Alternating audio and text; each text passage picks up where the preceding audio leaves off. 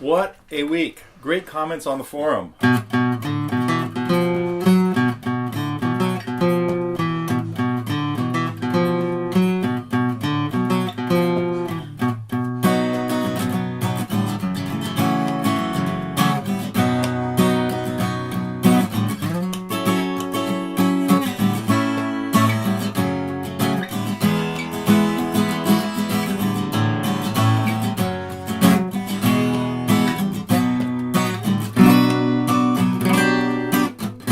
Got that 007 sound, huh?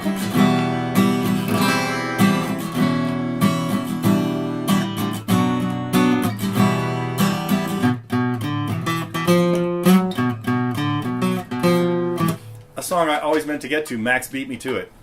Unbelievably cool song, and I really liked the video that must have been Dermot dug out about the obscurity of Hey Bulldog.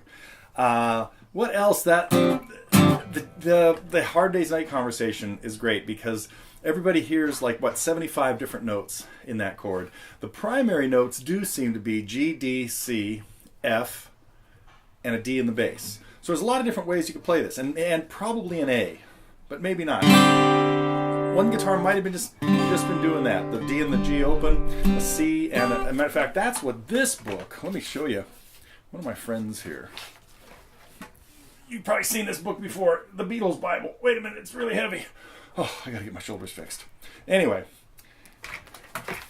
they say one guitar did this, one guitar did this, and the bass did the D that I don't have right now because I've been playing Leonardo's Dream all the time, so I've been in drop D tuning a lot lately.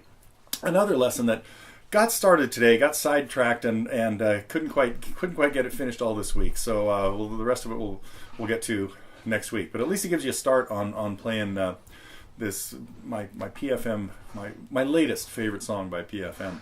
So what else do we have going on here? Classic Bee Gees too. Vanessa with Words, great job. And Sandy's lesson on triads.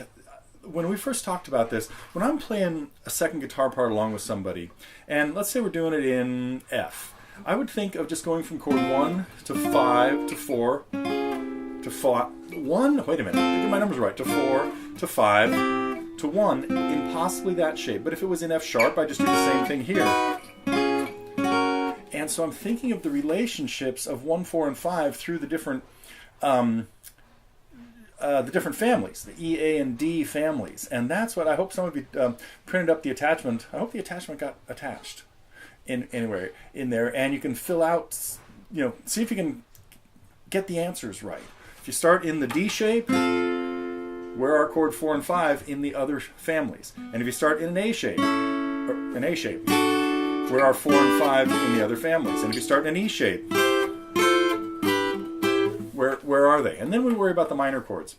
So maybe in Sandy's next lesson we'll get into finding where 2, 3, and 6 are in relation to 1, 4, and 5. But that can be a really useful thing, thinking generically or algebraically rather than what chord is it? But then if it goes to a chord outside the key, you got to dig it up a little bit differently. I'll get to all that some other day. So, what else has been going on here? I'm tempted to get back to that Hard Day's Night discussion because the one thing that jumps out, especially some unusual notes.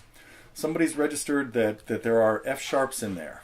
Well, that brings up the whole idea of harmonics and the overtone series. And when you have a really low note, particularly like if the bass is playing a D, each harmonic that it creates, that are really called overtones, is somehow related to that scale. Now the first harmonic is an octave higher. That would be the note you would get at the 12th fret. Let's do this with E. No, let's do it with D. So I'll stay with D because you'll see where I'm going with this. And so that would be, by cutting the string in half, we get a frequency twice as high. That gives us an octave. If we cut it in thirds at the 7th fret, that triples the frequency. That gives us an octave plus a fifth. So the frequency here at the 7th fret is an A that would be the same A that actually would be 440 here. If we quadruple it, we get another D. that is 2 octaves above this one. Well, if we quintuple it, now we're talking about 5 times. It produces, notice each interval got a little smaller. The first one was an octave, then it added a 5th. Then it got to another octave. What that meant was it really added another 4th to get us back to the octave. The next interval that gets added is a 3rd. If I go to the 4th fret and play a harmonic, I'm getting an F sharp, the 3rd of the chord. Now that's only the 4th harmonic of a really low note. So if there's a low D getting played on the bass, it's absolutely expected that F sharp is sounding because it's the 3rd of D. And E is sounding if we have a really low C because it's the 3rd of that. Anyway, continuing with this harmonic series, we have the 4th harmonic would be the 3rd. The next one is going to be a 5th again. There it is, just a little above the 3rd fret. I should be doing this on the 6th string, it'll come out much better. But that would be 6, multiplying the fundamental by 6. And I should be doing this with a frequency that I know better, like A, which is 110. Anyway, actually we're going to do that right now. I'm going to the A string, and listen to all this. I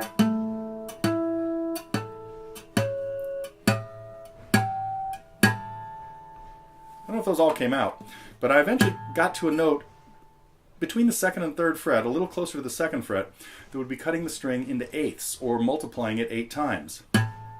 And that gives us a harmonic that is 3 octaves above where it started. The 12th fret would be 1 octave, the 5th fret would be 2, and the just past the 2nd would be 3 octaves. Most of those harmonics are not useful, but the ones at the 4th fret, which are also at the 9th fret, are, and they can be used sometimes. They're typically, not typically, they are a 3rd higher than the fundamental. Actually, 2 octaves and a 3rd, but to get specific. Okay, Wrench, you out there? You want to weigh in on this conversation? I was really glad to see him, Wrench, rejoin us after being AWOL for a few years. I know it's been, I know there's been a lot going on, and it's good to see you chip back in. I hope all is well, and you're getting some playing in, and thinking about joining us for camp again, man. We miss you. Okay, what else did I want to talk about? So, I was also really happy to get a nice recording of this. You've heard me mess around with this for like a year now, maybe more.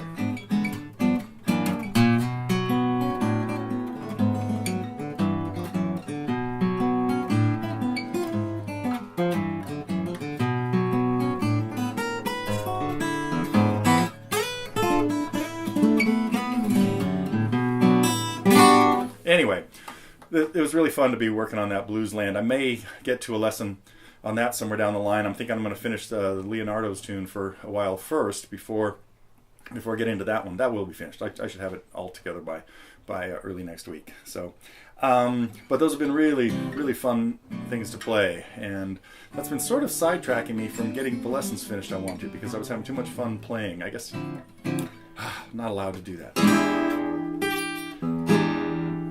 Okay, what else did I have to talk about today?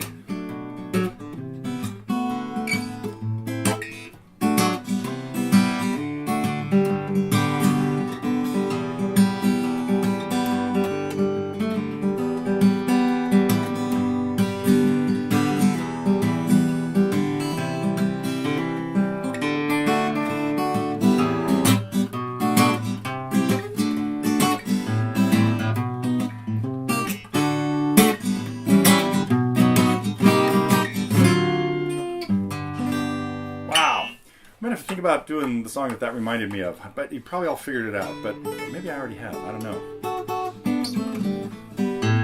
Okay, let's end with some, I do have to get off to a wedding and family. This is great, looking forward to seeing a lot of old family friends that we haven't seen in a long, many years, people that we grew up, my girls grew up with playing softball, and they're like, they're all in their mid to late 20s now, so we don't see them really as much as we used to. It used to be every weekend for softball tournaments, and now one of them's getting married, and so it should be a really fun reunion of many of the people we spent a lot of our time with over the last 10 years. You know, how stuff like that can be usually pretty fun. So.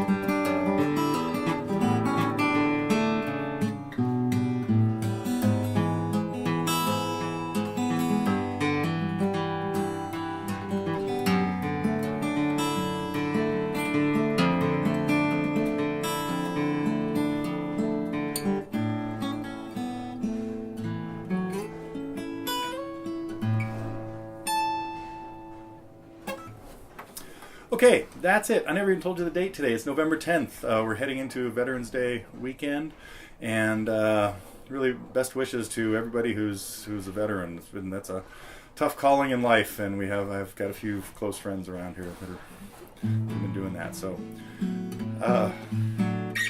best wishes to everybody that's spent their life doing that kind of stuff. So, that is it. What did I say? It's November 10th. I will be back next week, and I will finish Leonardo's Dream early next week.